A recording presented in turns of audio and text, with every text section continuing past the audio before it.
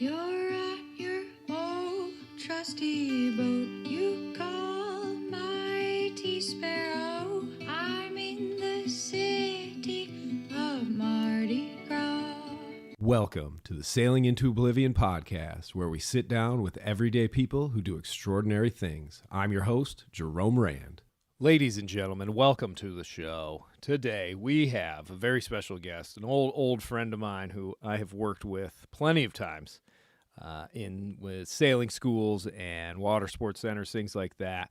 And it's a little tricky, though, because he is now actually a doctor. And one of the things that I wanted to sit and talk to him about were some of the maladies and things that might befall a solo sailor in the middle of an ocean, far, far away from any sort of rescue, and, sort of things to look for. Just, I didn't have a real concise list worked up, but it was actually pretty informative and pretty helpful to at least hear some of the more intelligent things that you can do with cuts and wounds and things to look out for, and then get a little real actual information about things like your appendix bursting or if you have a heart attack or something like that. Now, I just call him Dr. Montgomery, which is not his name. So if any Dr. Montgomerys out there get called up on, don't worry, it's not you, obviously, but I just didn't want to legally, I don't know, because obviously none of this is actual pure medical advice from a doctor. This is just essentially an opinion from a friend who happens to be a doctor. So do not take any of this as a medical advice. If you have any sort of ailments or anything like that, you want to see an actual doctor that you know, your own physician or whatever. So having said that, I just refer to him as a nickname, Rookie Jackson or whatever, that sort of thing. So in any event, it's a really, really good little convo, and we get into some pretty gruesome stuff. And so beware, it gets pretty real deal when we start talking about arteries and all that sort of stuff. So yikes, but really, really interesting too. And I definitely learned something, and hopefully you will as well. But before we start the show, like I always say, if you want to support Sailing into Oblivion podcast, we're just about finished up with work this summer. Get back on the once or twice a week schedule very, very soon. And if you want to become part of the family that supports this show and keeps it going ad-free, you can follow the link to Patreon and consider becoming a donor. And one of the family that helps keep the show going. Other than that, we do have the merch shelf alive and well. Link in the description for that. You can pick up a copy of Sailing into Oblivion, the book, on Amazon or on Audible. There will be a link in the description for that as well. But yeah, that's pretty much the ads. And if you want to reach out to the show, I forgot to say that, possible if you'd like to see me maybe speak in your area or at your yacht club or something like that. I'm hitting the road. Come September, the first talk starts around the 20th, and then I'm going to get out on the East Coast within a few weeks from that, and hopefully it's just going to keep going and going. So I'm trying to fill up my fall. So sailingintooblivion.com, it's got quite a bit of information about some of the different talks, whether it's the disaster one I just went on or if it's the round-the-world crazy sailing adventure of the Mighty Sparrow. I am available for all of them, and it's a great show, if I do say so myself. But other than that, without further ado, my friend, the doctor, is in the house to talk about what can go wrong out at sea. Thanks for listening. Paging Dr. Montgomery. Oh, that's going to be your alias today. How's that sound? Yeah. Dr. Montgomery in the house. Dr. Rookie Jackson. Dr. Rookie Jackson. It's so good. Thank you for the crispy, ice cold. Oh, Busch Light. Nothing satisfies me more than a hunkered down Busch Light at the end of the day. Oh, yes. Wow. Well, I'd like to invite or welcome Mr. Dr. Montgomery, Dr. Rookie Jackson, to the show. We finished the regatta day. Cheers. Cheers, my friend.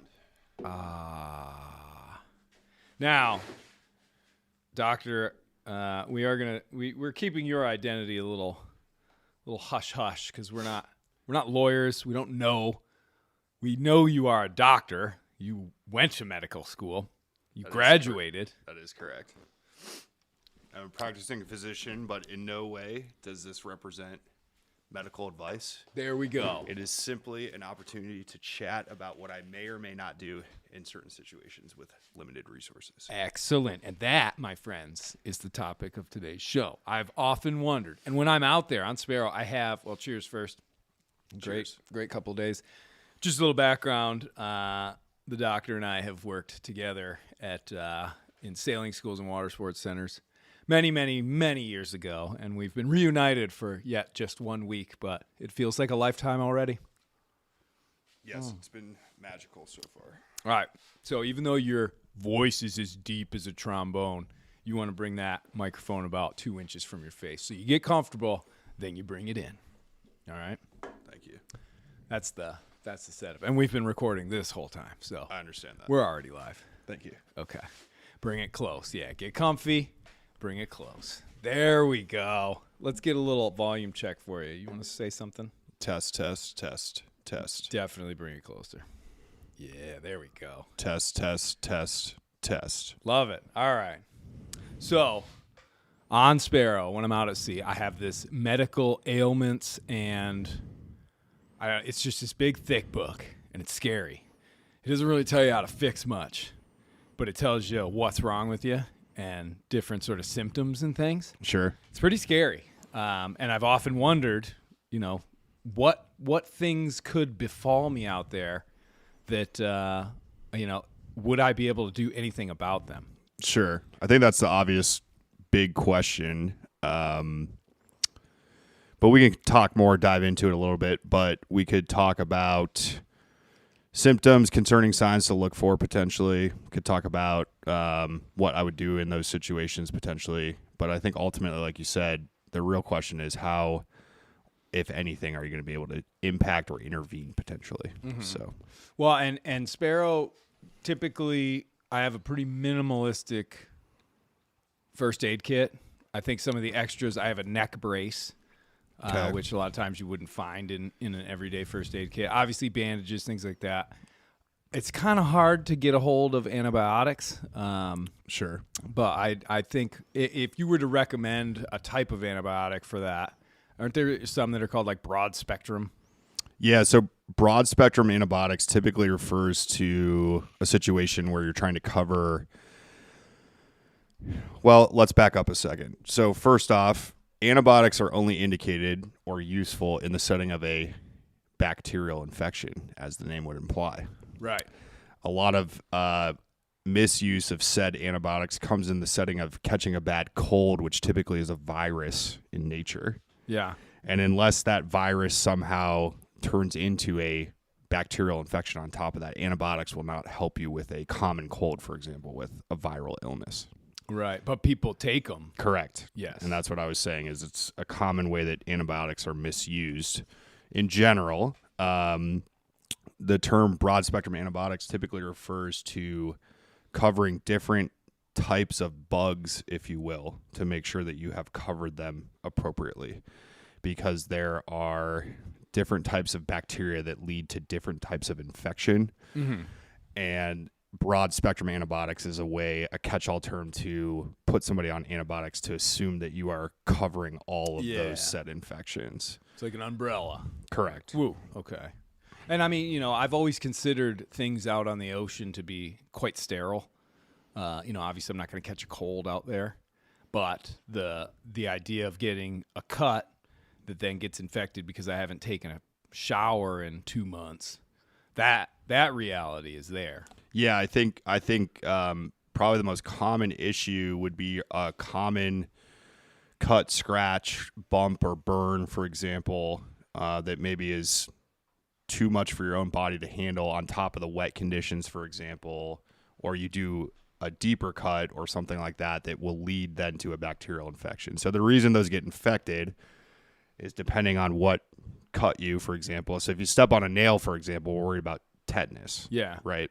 And I cut myself on metal a lot out there. Right. So one of the common things I would certainly recommend is being up to date on all your tetanus shots. Right. Right. Because if you step on a rusty nail, that's a tetanus toxin, and I'm going to butcher this a little bit. So, but that's what causes that quote unquote tetanus infection that you get from stepping on a nail. So you need a tetanus booster and shot to help you fight that off. When we are in the hospital and people come in with injuries that are consistent with what we call dirty injuries, meaning they've fallen off their motorcycle and have road rash, for example, or stepped on a nail. Yeah. The first thing we do is give them a tetanus shot because we're trying to prevent that infection source from turning into a tetanus infection.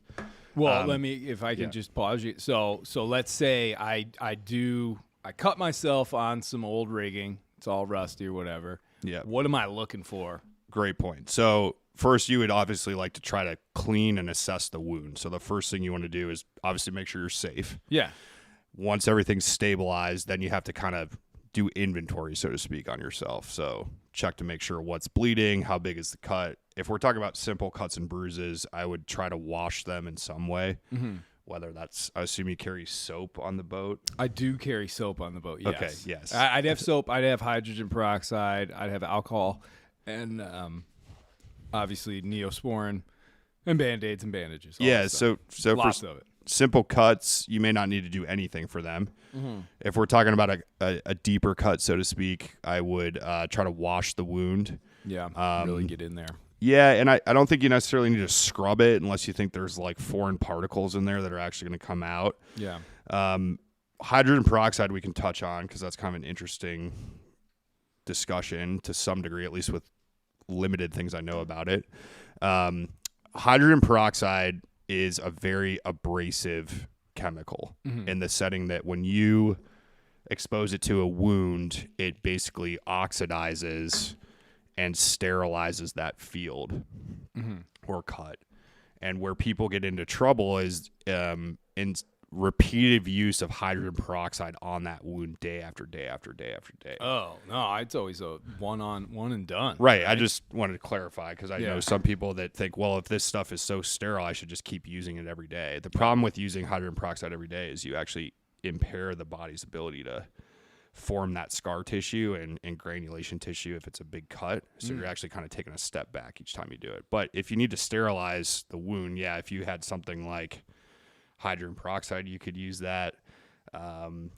Betadine is something that's easy to carry, or like an iodine solution, right? And that will last forever. So you could make get a bottle of that and carry that with you.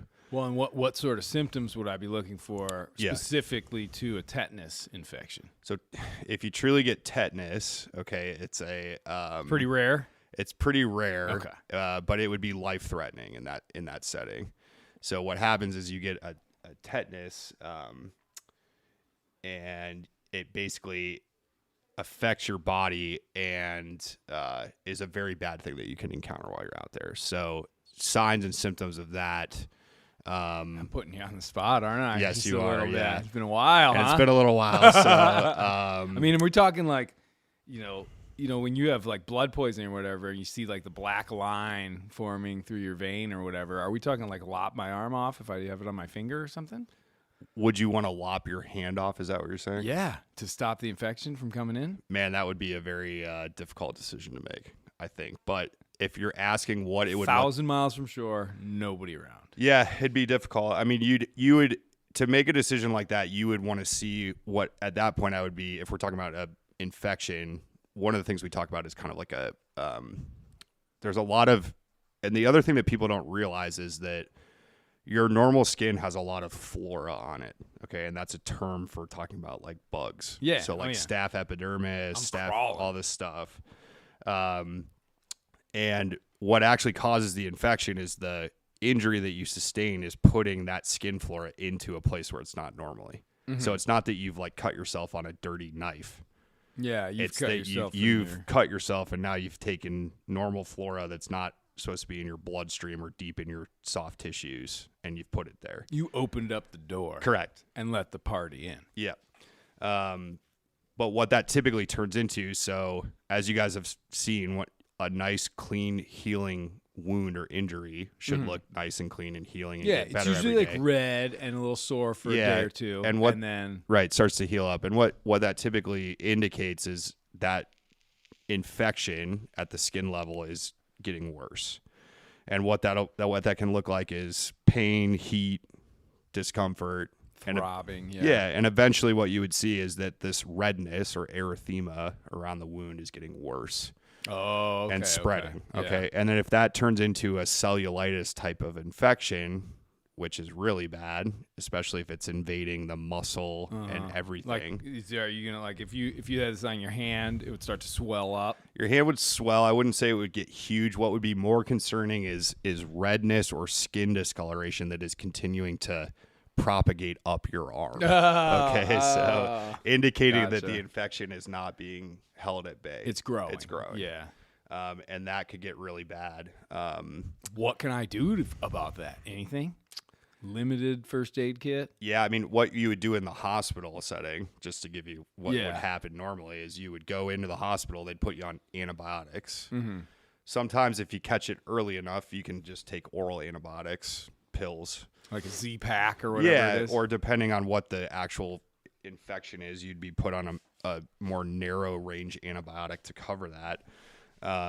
But sometimes you have to put patients on IV antibiotics because if you give somebody antibiotics through their IV or veins, it has better penetration into that area of infection. Oh, right. You're trying to deliver via the bloodstream, whether you take a pill orally or through your IV, to the site of infection.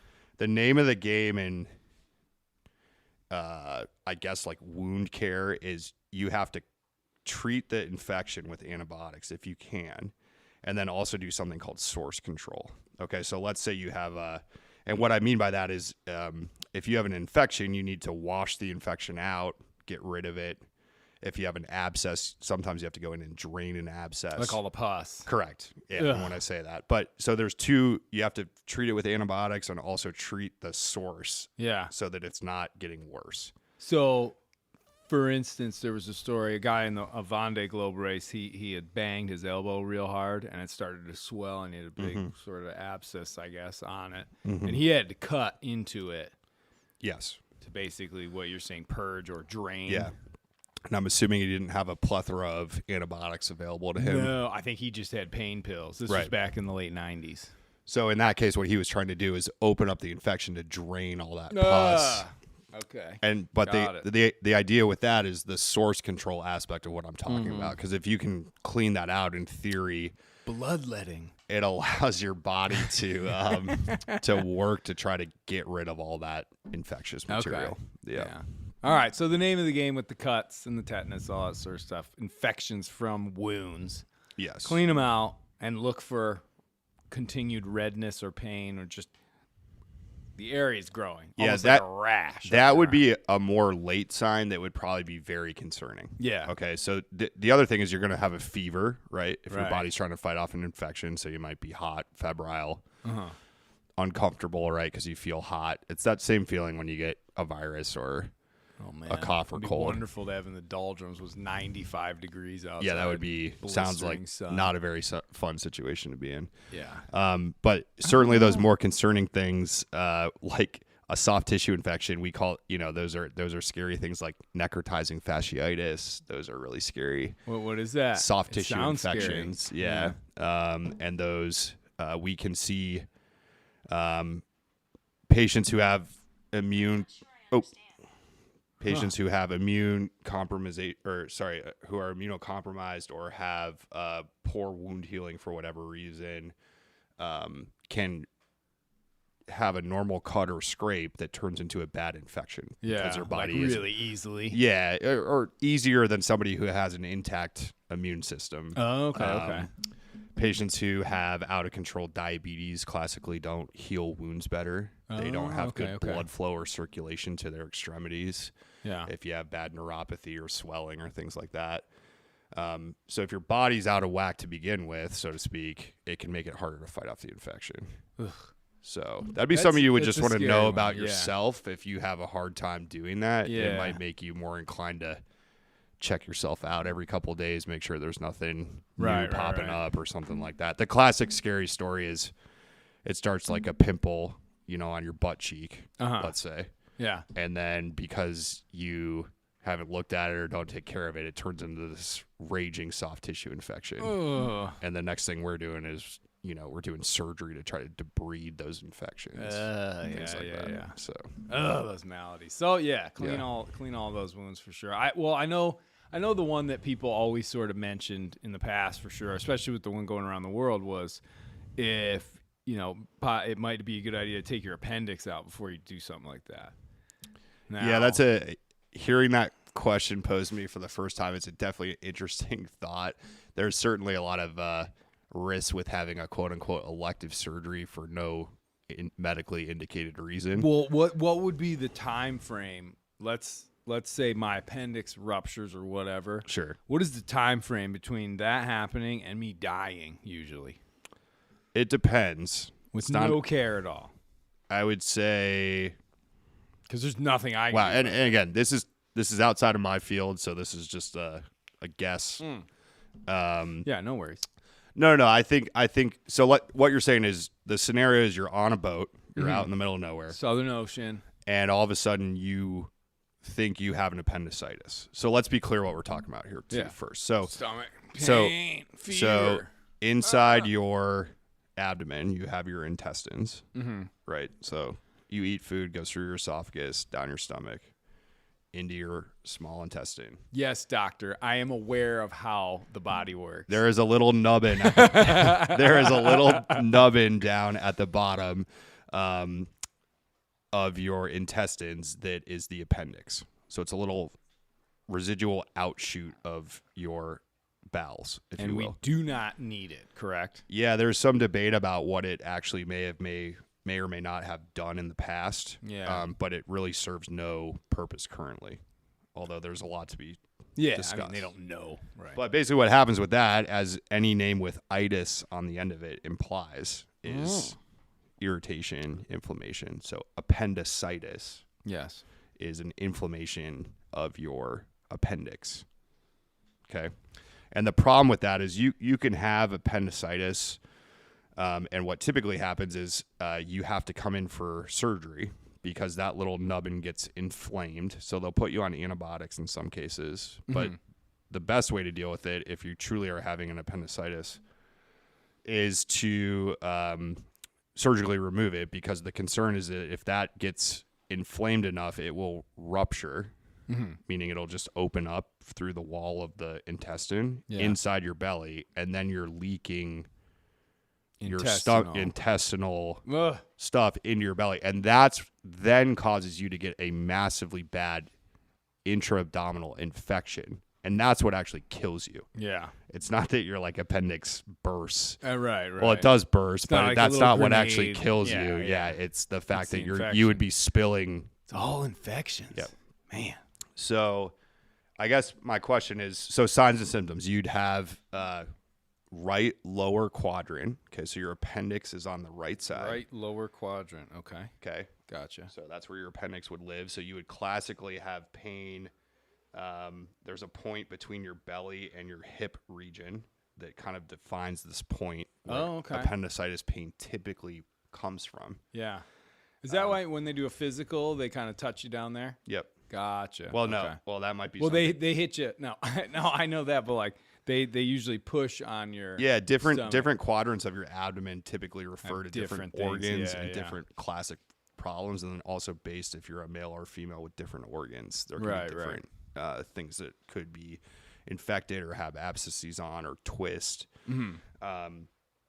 So for an appendicitis, you would have right lower quadrant abdominal pain that is initially it might start off kind of dull and achy is how it's kind of classically described, and then over a day or two it moves to a pretty sharp and very uncomfortable pain. And what's happening is the appendix is either getting more and more inflamed or has actually ruptured, and that infection is kind of growing as that stuff that's not supposed to be there is there. And what that turns into is very sharp pain, and it's that is kind of the indication when patients need to go for surgery. Yeah. So in addition to that, you would have other classic signs with any infection: fever, right, loss of appetite, maybe not be feeling well, certainly pain in that region.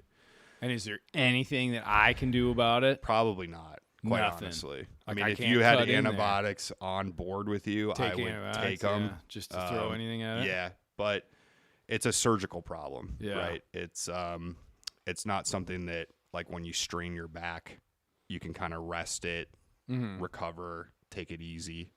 If you truly rupture your appendix, You're a ticking time now bomb. what could happen is you could rupture your appendix potentially and not die from it, and then your body could maybe wall it off and form an abscess, and you might survive. But I would have to look up what the untreated mortality rates are from appendicitis to it tell doesn't you sound- an accurate I answer. think we can put that in the category of, try to get to land. Yeah, I think that would be a situation where you would really have to weigh what your goals are on the trip. What are you doing out there? And how quickly can you get where? And that would be something you would probably have to change your course or do something. Yeah, you gotta, yeah. Oh, you're gonna Typically, I mean, even at Point It's Nemo, not something you'd want to try to just you wouldn't sail want to through soldier it. through that soldier one. through that No. one. Yeah. But I mean, it's one of those things where you eat some bad food, you eat some bad gas, indigestion, you get these stomach pains Yeah, sure. sometimes, and they'll freak you out. But yeah, I mean, it would be prolonged, and then it would start to really, really be bad. So right. you'd know So something you're was up. talking about So GI bugs and things like that, where you kind of you maybe eat something that went off a little bit. You get some sort of. Oh, when I drank the water that I caught that had bacteria in it, essentially I ended up just throwing it up every night. Right. But And those until I figured it typically out. kind of run their course, right? You don't feel good for a yeah. couple of days. You're sick. You're maybe having diarrhea, vomiting, right? All those things. But as long as you can stay hydrated, Then that's you're okay. always the Yeah, key, yeah. right? So that's when we get worried for little kiddos, for example, if they get sick. It's not the time to take them for medical care is when they can no longer kind of keep water down because we don't want them to get dehydrated. Yeah, right. yeah, So you can ride most of that stuff out if you can stay hydrated and you think things are getting better over time. Now those can turn and get worse and could be something unrelated. Yeah. But again, that run of the mill kind of cough, cold, congestion, you're probably going to be fine. Be able to ride that out. Right. Now, a whole other topic would be, injuring yourself, right? So, Well, like if you get let's go to just a straight, very, very sort of obvious thing that could happen is I break my arm. Right on my forearm. Right. Something hits me, smash, it's broken. I now have 2 elbows. Sure. I'm out in the middle of the ocean. Yeah. Again, I think it's, it's all about resource allocation, right? And you got to triage yourself. You got to understand what you can and can't do in that moment, right? So, again, the first thing I would do, make sure the boat's safe. You're doing what you need to do. But yeah, let's say you look down and you've got a compound fracture in your arm. So you got bone sticking out of your arm, right? I mean, is that what we're talking about here? Yeah, let's just go. Let's Yeah. go directly to that. So simple things being simple. If it's bleeding, you got to stop the bleeding. Stop the bleeding, right? yeah. Okay, because otherwise you're gonna bleed out. Medical speak for that Right, is right. exsanguinate. Clean it just Yeah. like we're dealing with infection.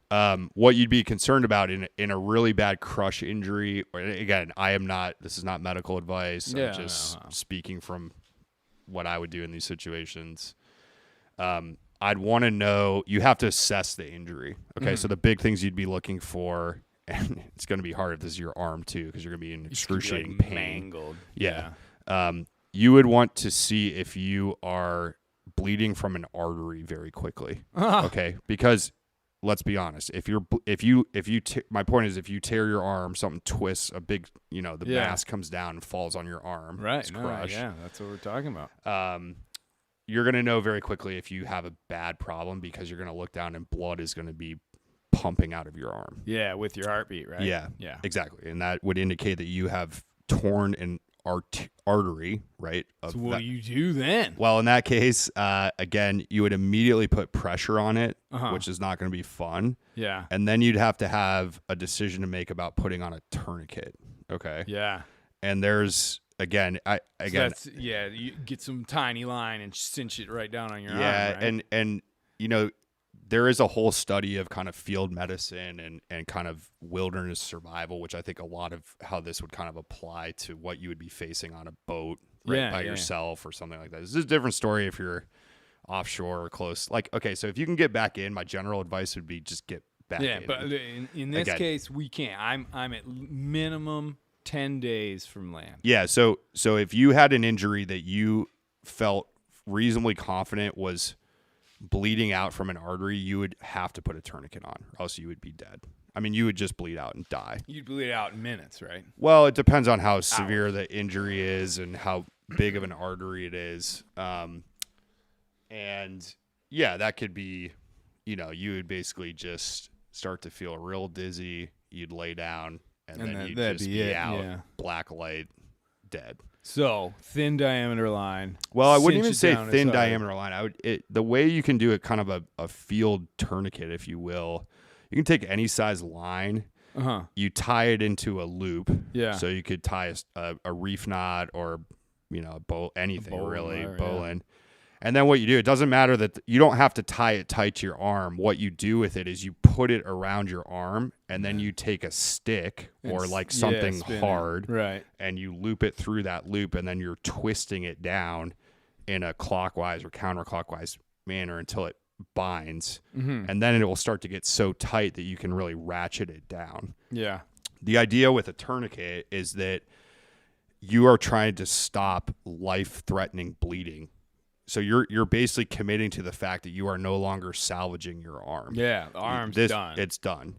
What you're trying to prevent is you dying from blood loss. Now, so let's say you get the tourniquet on. Yeah. We can play this all the way out if you want. Yeah, please do. So let's say you crush the two bones in your forearm. Yeah. Okay.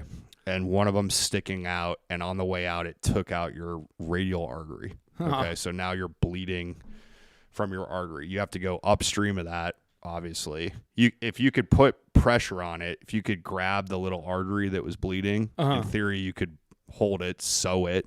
Really? Well, yeah. The goal is to stop bleeding from that artery. Yeah. Okay. Now you can have venous bleeding and just like crush injury and all this stuff, so it could be mangled down there. But if you look down in your arm and you see a little like pumper, blood pumping out of there, out of a little tube, I would immediately grab anything, meaning your finger or a pair of pliers or just paper or your other hand, and vice grips. Yeah, something, right?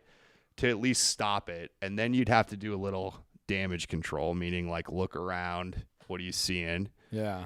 One option is if you had thread and a needle, you could in theory try to sew it off, meaning you would just put a huge stitch in that area and cinch that down. Yeah, like a mini tourniquet just on the vein. Yeah, because if you can stop the bleeding right at where the cut is, you don't have to go all the way up your arm. You're going to limit the bleeding at where it's actually bleeding. But the chances of that are probably pretty rare. Yeah, and the ability of you to do that in reality is going to be very difficult. Yeah.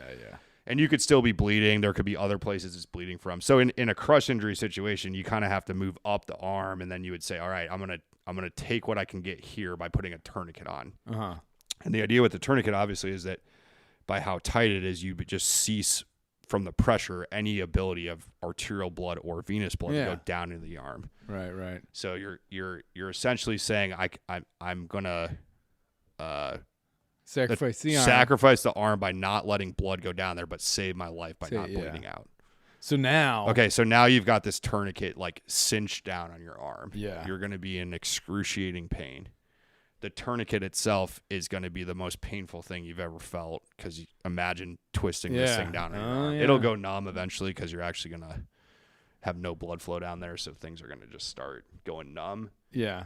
But the pain might reside from the injury. And again, this has never happened to me. I can't speak from experience in this case. But if you can stop the bleeding, you at least are not going to die immediately. But what you will die from if you were truly weeks away from care is the infection that will then come and kill you. Because there's no way that this is not going to get infected. Oh, really? Yeah, it's just going to happen. I mean, it'd be very hard to sterilize that whole thing. You might get away with it to buy you enough. I think you would probably buy you enough time to get back to shore, but so you wouldn't want to be out there for weeks. Okay, you're gonna succumb to some issue from this at some point. Well, let's at least go. Okay, Hollywood extreme. Right. Good night. Once it goes numb, lop off the nub, and then take some steel thing, and heat that up red hot, and then just probably do that. I mean, I guess it's worth a try, right? Yeah, I'm trying to remember that movie where the guy got his arm stuck in a boulder. Oh, 127 hours. Yeah, had to saw his. That's how the story goes, I believe. Had Yeah. to saw his arm off, and I can't remember if he in the movie or in real life I think he put a Yeah, tourniquet on, I'm pretty sure he put it. and then walked out of there, right? But it was only a couple of days between that and getting Yeah. medical attention. And if I recall, I'm sure this was maybe not over dramatized, but I think it was a very painful experience to cut his own arm off at that point, meaning it hadn't gotten so numb that he couldn't feel anything. Right. But I don't remember. But No, because that was the thing is his arm, I don't think was broken. It was just stuck. pinched, yeah. Yeah. Or maybe smashed a little. Okay. So tourniquet, that's good to know. Yeah, and then yeah, I mean, in theory, you'd like to sterilize that wound no matter what. Mm-hmm. If you had some beverage of alcohol, that could potentially sterilize it. But again, I have bottles of like isopropyl alcohol. yeah, so you'd want to splash that on there, right? Get in there, kind of assess and what then you can. try desperately. And then what I would do is I would wrap it, right? The other issue is if your arm is truly like unstable, meaning you've broken both bones and now your wrist is like flopping left and right, you'd probably put a splint, grab another piece that's straight, and this would be really painful too, but you might actually try to like set the bone if it was, and what I mean by that is like you have to pull tension to try to realign the bone. Yeah, and like stick. Because otherwise, if your arm's truly like deformed at 90-degree angles, it'll heal that way. Well, not only that, but like it's not going to be good, right? So, but that would be very challenging to do by yourself. But yeah, like wrapping the wound, putting a splint on it, sterilizing it as best you can, and then you gotta go. Yeah, go for land. Yeah. The common theme here, I think, for a lot of these is like you're gonna just have to go. Go these for are land. bad. Well, injuries. and that's why. That's honestly that's why I'm thinking about it because I've had some bumps. Yeah, and what kind scrapes. of things have you encountered? Not much. Mostly just cuts. A couple little burns that blister up pretty good. The interesting one on this last trip was some sort of head injury. Okay. So when I got turned upside down, something hit me in the head right in the ear, and you could see it in some of the videos. The inside of my ear is bruised. Okay. And the only other symptom I had besides pain for about a week or so in that region was just sore to the touch. Was the next day when I was trying to figure out and calculate my distance from Bermuda, I couldn't do the simple math. Yeah. Of it was like five nautical degrees on the chart, and it's 60 miles per degree, and I couldn't do that math in my head. I'm staring at this thing like going, well, how I can't add this up. Right. Can't add this up. Brain fog. 5 times 60, and then that went away after a day or two, and I'm assuming that that's just part of being like concussed. Yeah, I would if I had to guess, again, based on what you just described, I would say that was a concussion. Yeah. Right, which a concussion is basically a force injury to your head that kind of jars your brain inside your skull. Yeah. And you can kind of think about it like almost like a bruise on your brain. Now, there's real bruising on your brain that you can have called contusions from a more severe head injury. Head bleeding into your head. There's different spaces in your head that you could bleed into from trauma or something smacking you on the head. Heavy, this would have to be. So imagining the boom or the mask comes down on your head or something. Yeah, like that. something really bad. But yeah, what you're describing is probably a mild concussion. But concussions can be severe, and a lot of times they don't necessarily always correlate with the degree of injury. But in those cases, you'd be looking for signs and symptoms, like you said, kind of this brain fog, some pain, right? You could have ringing in your ears sometimes. Oh, ringing in my ear. And what if you have blood coming out of your ear? Well, that's a bad problem. It would depend where that was coming from. So again, I'm not. This is touching a lot of different realms of medical care. So I'm certainly not an expert in any of these, or all of these, I should say. If you were bleeding from your ear, that could be a more serious indicator that you've fractured a bone inside your ear canal. Ooh. And in the worst case scenario, if we want to kind of just take everything to the extreme, which I don't mind doing, is inside your skull you have fluid and blood, meaning you have brain tissue. Yeah. And then you have blood that obviously goes to your brain so that you're alive. Yeah. And you also have something called cerebral spinal fluid. Okay, so it's like a buffer that surrounds that's sort your of brain. The kiddie pool around your brain. Correct. And that acts as kind of a shock absorber mechanically, but it serves a lot of purposes. But your ear is intimately involved with the base of your skull in that region. Yeah.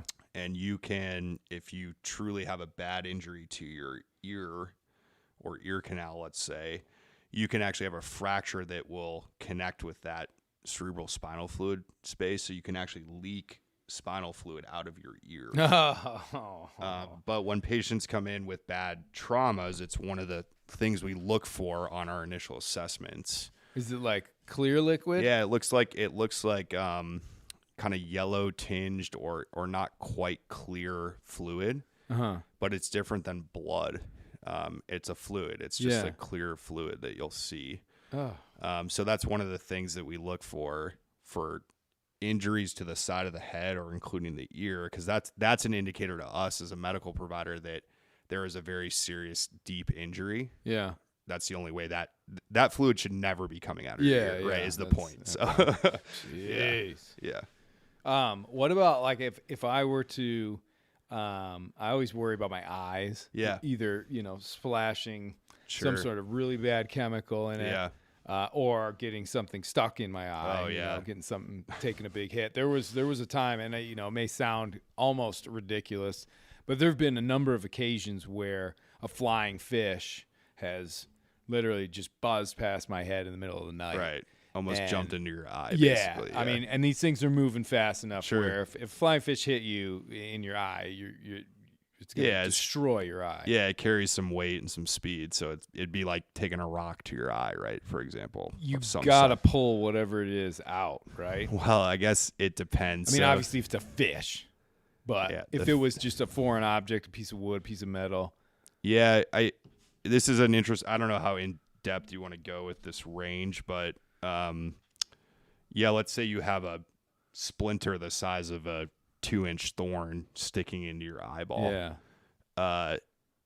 You again, I'm not giving any medical advice here, but you would probably just wrap your head and wrap it.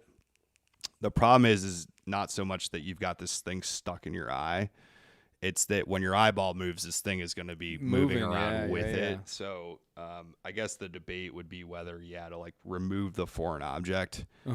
Or could you wrap it in a way where you can try to not move your eye and then go seek medical care, right? Again, we're always kind of having this debate in your situation on a boat about like how fast you can get how back. fast you need to get somewhere.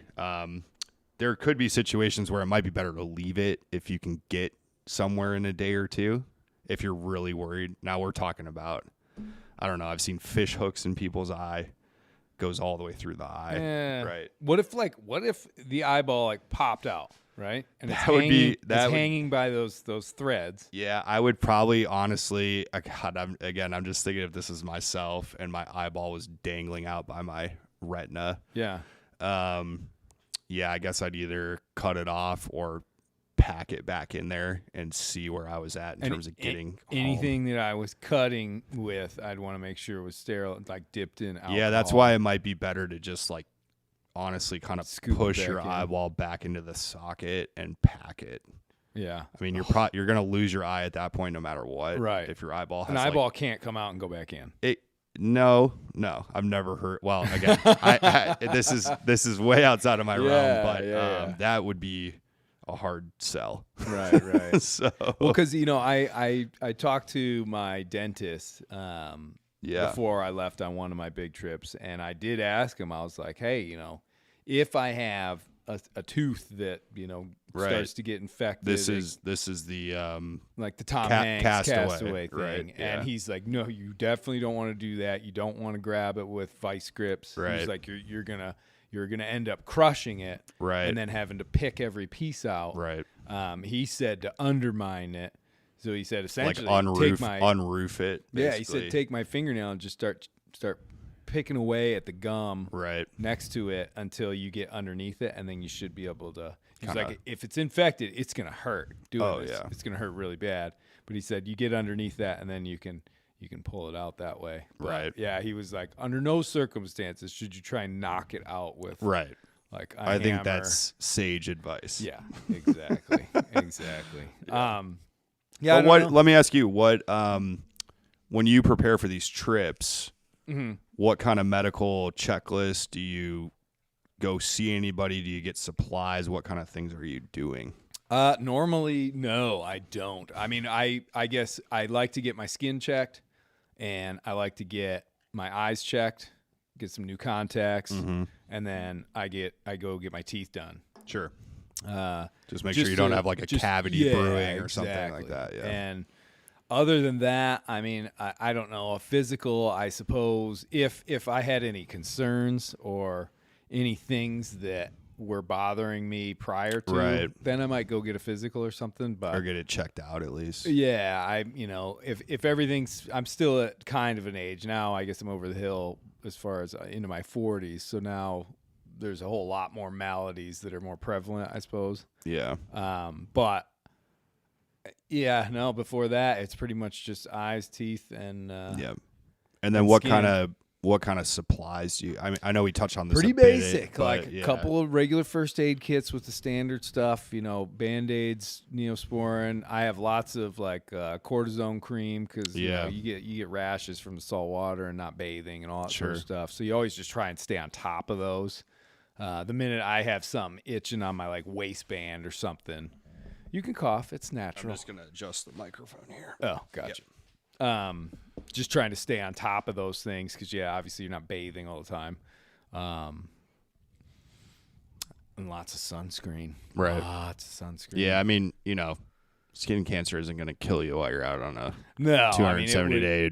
it would take a while, but I do know. But yeah, preventative reasons for my down my the road. derm, though, she did say, and I'm hopefully going to have her on the show at some point, it was that, because I had that surface melanoma, and it appeared like this new mole showed Right. up, and when I went and saw her, I was like, that's new, and we cut it out, and it was that. And if I was out there and some big gnarly new mole showed up on my arm, I'd probably be like, huh, that's Yeah, I but gotta that go get that again, that's checked. not gonna kill you not while in you're out like there. 2 weeks. Yeah. But as it's been described by my derm, could be the tip of the iceberg. So No, I'm certainly not saying don't get your annual screening for your moles, but Oh, no, if we're talking about life-threatening issues, yeah.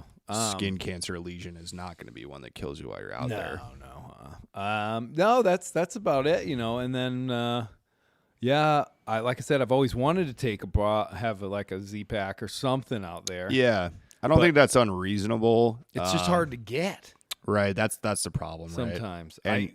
Unless you have a personal doctor that can do that for you. And I've been dancing around the facts of life for years, and I don't have any of that. But over the last few during COVID and stuff, you couldn't. Right. They were like, no, don't come to our hospital for that. Yeah, and again, it would be odd. Like I said, you'd probably be like, oh, I'm taking this pack because I've been feeling crummy the last couple of days. And unless that's actually a bacterial infection, the antibiotics might not help anyways. It's not going to do anything. Now, what can happen is you get what we call like a superimposed infection that actually turns bacterial. And that's when antibiotics would be helpful in that situation. But common colds and viruses are viral, thus the name. Yeah. And there's no antivirals. Now, there are things like Tamiflu, which is a drug, but it works to this is when influenza, or you get the common cold, you can take a pill to try to lessen the severity of the symptoms. That's what Tamiflu is. So it's an antiviral medication. Okay. And it's a prescription medication, if I recall correctly. But when you have a kid who is diagnosed with, and again, they have to go in and swab your nose to know that you have the influenza A strand of the common cold virus. Yeah. But they can give you a pill or a series of pills that helps lessen the symptoms from that. You still have to fight off the virus and let it run its course, so to speak, but that can help lessen symptoms. Well, it's essentially like NyQuil, right?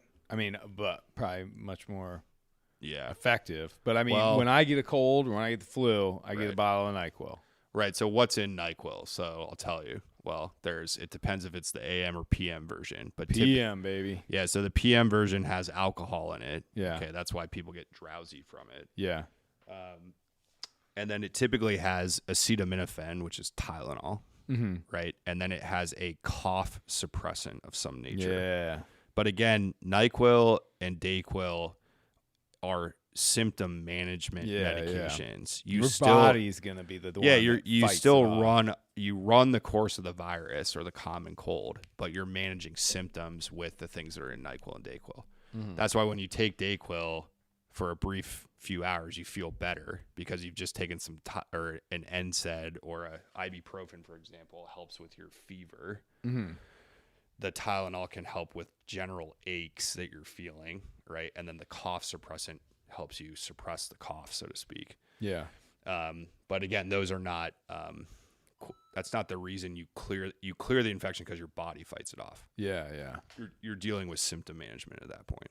Well, and I mean, when I'm out there and trying to think what other stuff, I usually have like Aleve. And then I'll have some like Advil or something. Correct. Or just because is Advil ibuprofen? There's different formulations, but the general class you're talking about is a non-steroidal anti-inflammatory. Right. Okay. And those have pain relieving properties, but also fever reducing properties. Yeah. So that's one general class of medication. So these are like Aleve, Advil, ibuprofen, different names and trade names and things like that. Yeah. The other general class of common kind of medicines people have is Tylenol, which is acetaminophen. Yeah, yeah. And that helps with pain and issues, right? So, yeah, I think having one or both of those would be helpful, right? Mm-hmm. That's something you could take if you stub your toe or you get some bad back strain, right? And you need some things like that. Because otherwise you're not, like, unless you have a doctor who's willing to write you prescription medications, which they probably shouldn't be doing. Right. You have to deal with kind of over-the-counter stuff. But if I were to put a kit together, or something, I agree with you, having a basic first aid kit with kind of stuff like that. You could even put a tourniquet in there, right? If we're really talking about life-saving issues, you can buy kind of medical tourniquet kits that are actually like pre-made. Oh, really easy to use, so you're not, because if your arm's broken and you're trying to triple blend. Yeah, exactly. So they're pre-made and they're pre-made, so they'll easier to put on, I guess, in that stressful situation. Certainly have some sort of antiseptic material, you said. So isopropyl alcohol, hydrogen peroxide, those antibiotic ointments are helpful as well. Hydrocortisone cream, I think, is something you could get over the counter to help with little rashes and bumps and stuff like that. And then, I agree with you. I think I was curious to ask you this question, actually, but what is your, I think things like basic hygiene and dental care while you're out there would be helpful, right? Huge. To try to prevent abscess in your tooth or some cavity getting worse or something, etc.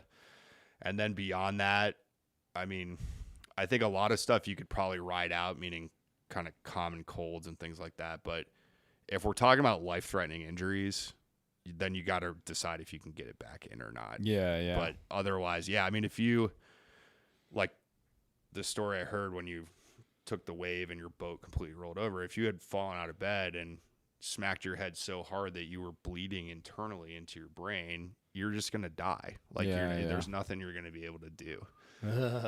But that would have to be a very, very serious injury. Yeah. Well, and that, obviously there's an inherent risk in doing what you do, going out there and stuff. As far as like crossing an ocean or, even the Atlantic, there's so much traffic in there. You throw that EPIRB off and the Coast Guard will be able to at least redirect shipping to your position. And usually those ships have pretty substantial medical. Yeah, I think the other thing we never really touched on is, and again, I think these are things that would just be terribly bad luck, but you have a heart attack while you're out there, Yeah. Right? Like, what do you do? What do you do? I mean, I don't think there's Do you any. just go? I mean, if all of a sudden I'm getting like severe arm pain, Yeah. my chest is. Do I reach for a bottle of whatever booze I have on board to thin my blood, real quick? No, I don't. No, I don't do if that. you had an aspirin, you could maybe take one. Oh, okay. But even that, it's like, if you're having a massive heart, people die from heart attacks even when they are in the hospital, right? Yeah. So my point is, like, if you just happen to have terrible luck and have a heart attack while you're out there, I mean, now you can have a mild heart attack that won't kill you. Yeah, that happens yeah. all the time, right? But we could talk about that. But heart attacks are severe radiating pain in your chest. A lot of times they talk about it radiating down. It's called referred pain. So it'll radiate down your left arm or up into your neck. It's classic kind of concerning. Feels like somebody's standing on your chest. Yeah, the classic way they describe a massive heart attack is like an elephant sitting on your chest. Ugh. You're sweaty, you're diaphoretic, you look really uncomfortable. Yeah. When people are having a heart attack, they don't look good. Yeah. Okay, yeah. if it's a big heart attack. And Well, what you we're see talking me. about is a blockage in your heart that is cutting off blood flow to the muscle of your heart, right? So that's what a heart attack is. So like any muscle in your body, you have to have blood get pumped to it. So your leg muscle, your thigh, has blood vessels that deliver blood and oxygen down there. Blood and oxygen. Your heart itself is a muscle, so it needs its own blood supply. So what a heart attack is you have arteries or coronary arteries that feed the muscle of your heart, and what happens is you have a plaque build up in that artery from cholesterol, breakfast burritos. Yeah, the massive breakfast burrito I smashed this morning with a cup of sausage in it. Yeah. Oh god. And a plaque ruptures and blocks that artery, disrupts the blood flow. So you actually have dying heart muscle. That's what a heart attack is. Yeah. All right. Well, jeez. That's it's I don't know. It's honestly, if that is what happens to you, it might be a good way to go. Yeah. My point is, if you have a massive heart attack out there, you're probably not going to make it. It's going to be back. pretty quick, right? It could certainly be quick if you're lucky enough to survive it. Yeah. It sounds like one of those growing infections would be pretty scary. That would be real scary because you're conscious of it and you're looking at it every day. It's not killing you in the exact moment. Right. But you're looking at this thing going, okay, I'm 10 days from anywhere, or 8 days, now 7, 6, and you're watching this thing. It's like a time, it's like, it would be very stressful. Isn't that the thing though with like blood poisoning, doesn't it? Isn't there like a line that starts to go if you up? truly get like, so again, what we're talking about here is something called like necrotizing fasciitis, which is a soft tissue infection.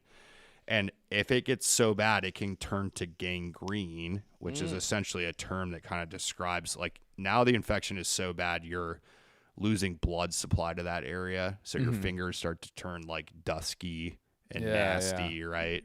And then, as tissue breaks down, it turns all sorts of colors, nasty, and then stinks. black, and then, starts to decay essentially.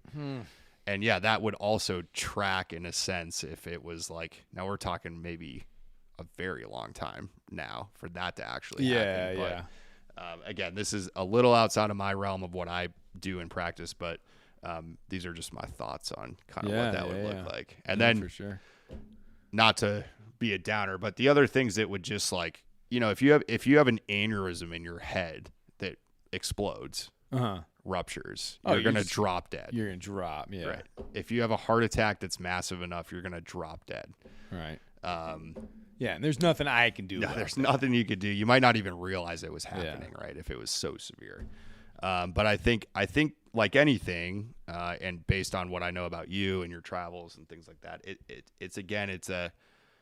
it's a resource allocation.